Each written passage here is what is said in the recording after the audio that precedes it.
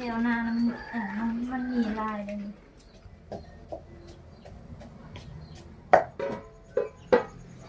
นี่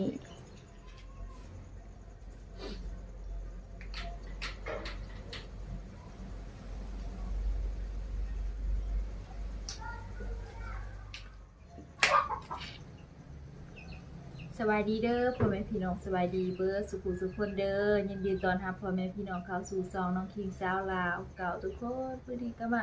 พบพอในบรรยากาศยามแรงๆเด้อพี่น้องตอนนี้กะหากะต้มอัน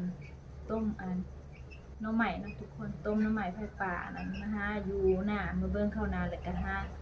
อันนั้นหาน้องใหม่เลยก็สิต้มสิกินกับอันนั้นสิเฮ็ดป่นกับปูทุกคนมื้อนี้เนาะตอนยามคอยคำลงแรงกะเฮาเกี่ยมมาเฮ็ดอาหารการกินเนาะทุกคนก็สิอาหารตอนแรกมื้อนี้ก็สิป่นกับปูกับต้มน้องใหม่เด้อทุกคนเพราะว่าเฮาต้มน้องใหม่มันอันนั้นแต่เวลาประมาณประมาณ1 โมงนะทุกคน1 โมงปลายเราต้มไปจนตอนนี้ก็4 โมงปลายแล้วเด้อพี่น้องก็มันก็คือสิจืดเลยนะทุกคนน้ำจนบกทุกคนฝากเป็นกำลังใจให้น้องคิงในเด้อเพราะตอนนี้ค่ะอันนั้นน้องคิงลงคลิปอยู่บ่แม่นถ่ายคลิปอยู่แต่ว่าลงแล้วมันบ่ผ่านมันบ่ได้นะพี่น้องก็ลงไลฟ์คลิปเตือนนะรู้สึกว่าท้อรู้สึกบ่อยากบ่อยากถ่ายบ่อยากเฮ็ดแหละก็ฝากกำลังก็ฝากเป็นกำลังใจให้น้องคิงเด้อพี่น้องนะเฮาถ่ายแล้วถ่ายแหละแต่ว่าเฮาลงแล้วมันบ่ผ่านมันบ่ได้นะมันบ่มีโฆษณาเข้าก็เลยได้ลบทิมเนาะบ่ได้เปิดเป็นสาธารณะเนาะก็ถ่ายอยู่ถ่ายไลฟ์คลิปอยู่ทุกคนแต่ว่ามันบ่ผ่านมันบ่ได้เนาะทุกคนเลยรู้สึกท้อเนาะก็ฝากเป็นกำลังใจให้ในเด้อพี่น้องเนาะฝากติดตามรับชมและมาคอมเมนต์มาให้กำลังใจในทุกคนไปพี่น้องตอนนี้ก็เฮามาเฮ็ดกันเลยเด้อเพราะว่านั้นมันละสิค่ำมืดแล้วเนาะทุกคนเฮาก็สิเฮ็ดอาหารการกินเนาะเฮ็ดป่นกับปูนาจำนมใหม่ทุกคนแล้วเราสิเริ่มต้มกับปูนะอันนี้เราก็สิเลยทุกคนนมใหม่ไผ่ปลาเนาะนี่อันนั้นนะเก็บหาอยู่ปลายหน้าแถวปลายหน้านะมันคือสิจืดเลยน้องเดียวน้องคิงสิเอาแช่น้ำเย็นไว้เนาะทุกคนนี่คือกระปูเฮานั่นมาเก็บหาอยู่หน้านะเพราะว่าเฮาทอดต้นเที่ยงนี่เด้เนาะกินข้าวแล้วก็เฮาก็ทอดอันนี้ก็สิเอาไว้เฮ็ดป่นกินตอนแลงเนาะ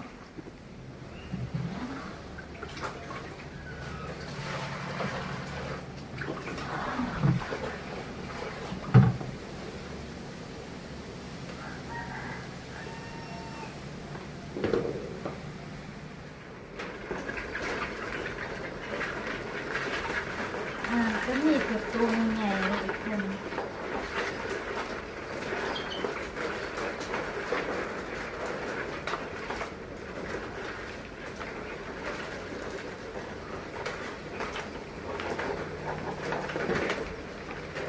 แถวหน้ามันมีลายทุกคนค่ะมันกัดกบเขานี่ความลายนะต้องกินจนว่าได้ดำหอบซองได้ดำนานะนี่แล้วมันเห็ดนี่กัดกบเขาแถวหน้ามันมีลายเลยนี่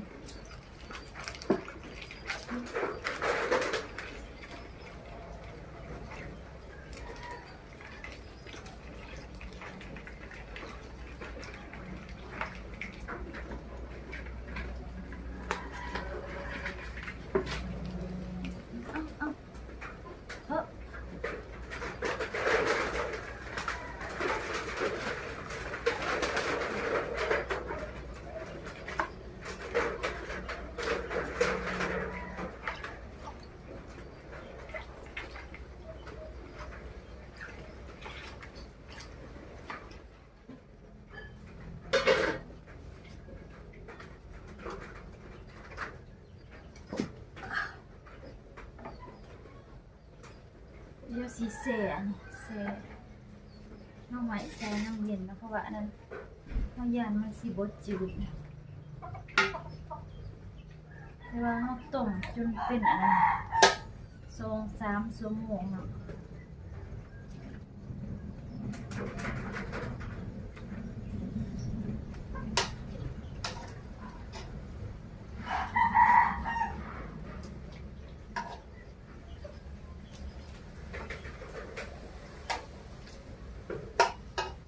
พอละเ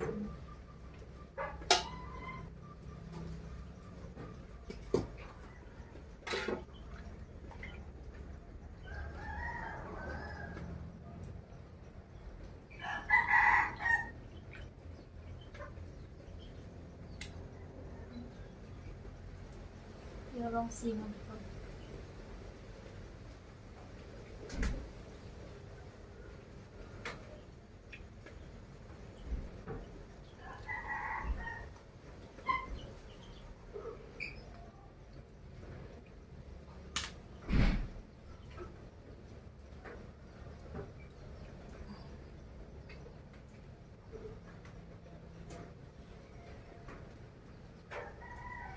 เพราะว่าอันทำไมไผ่ป่ายามนี้มันอันนั้นมันจืดยาก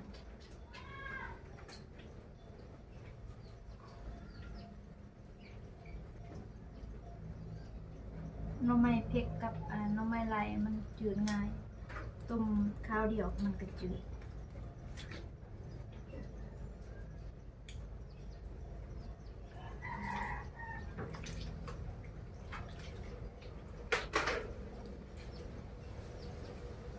ตอนน้องคิงต้มแม่นบ่ได้ผ่าเฮ็ดแนวนี้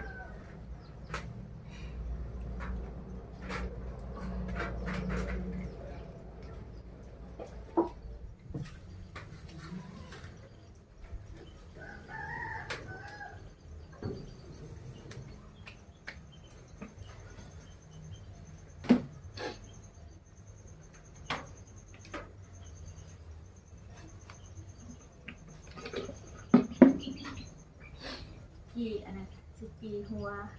หอมบัวแล้วก็หัวกระเทียมนะหอมบัวก็มีครึ่งหัวน่ะ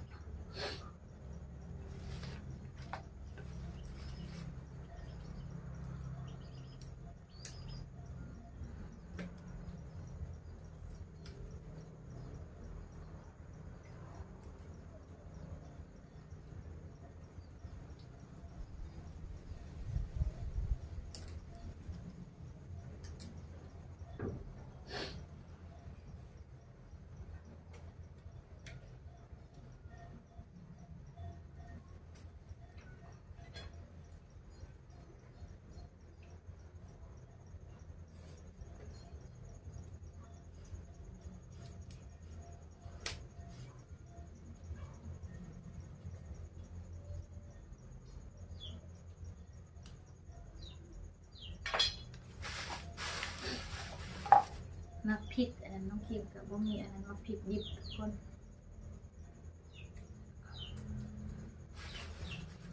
นี่แต่มักพริกแห้ง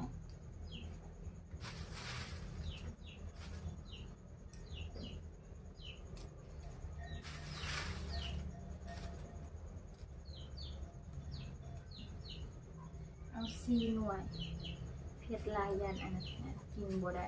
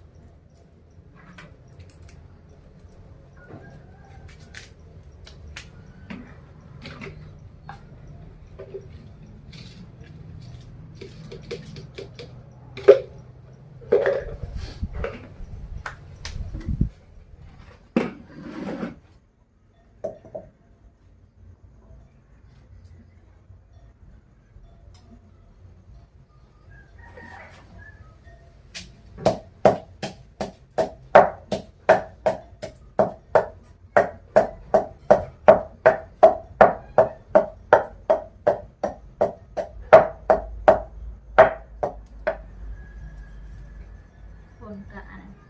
บ่ตก2มื้อกับมื้อนี้ทุกคนต้นนี้ก็ขนาดอาบน้องคิงอาบน้ำแล้วนะยังร้อน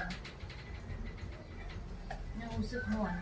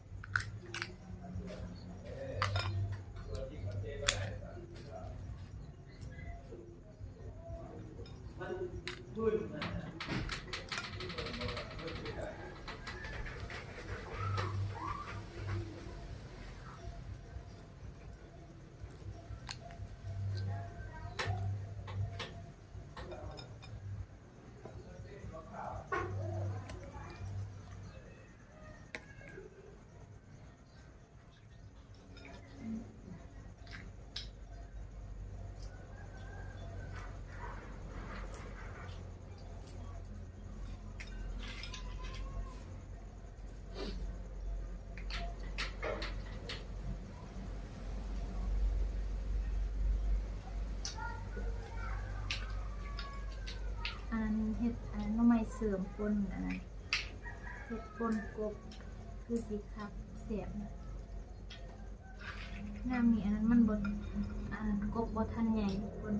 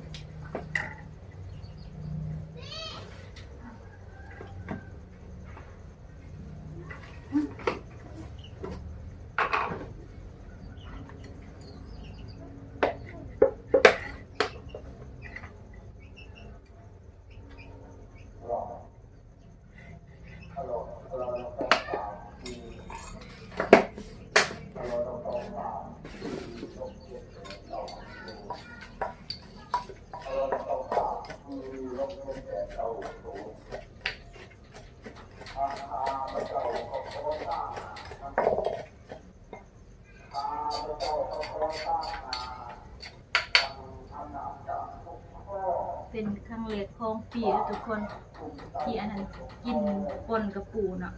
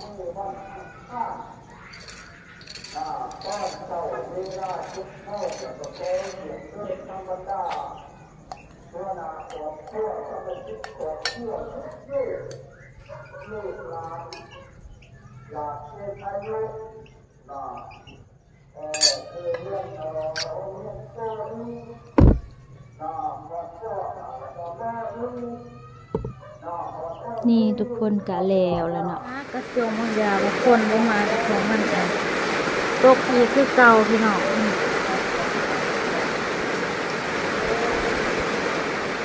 มาอีกเรื่องนี่กระตกมาอีกถ้ากระจมมันยาวห่อนเนาะคนกระตกมาเพราะว่าหลังจาก2 มื้อแล้วคนบ่ตกนี่แล้วพี่น้องถ้ากระจมบ่ห่อนมันยาวมันก็มาตกใส่เลยมาเด้อทุกคนกินข้าวแลงด้วยกันเนาะกินข้าวกับหน่อไม้เนาะหน่อไม้แล้วก็คนปูหน้านี่ทุกคนอันนี้ตรงนี้มันเป็นปลาแดกเลยอันนี้มันคนปูหน้ามาเด้อทุกคนกินข้าวแลงด้วยกันเด้อนี่อาหารแรงทุกคนหน่อไม้ต้มหน่อไม้แก้วปูนาอาหารก้นปูนา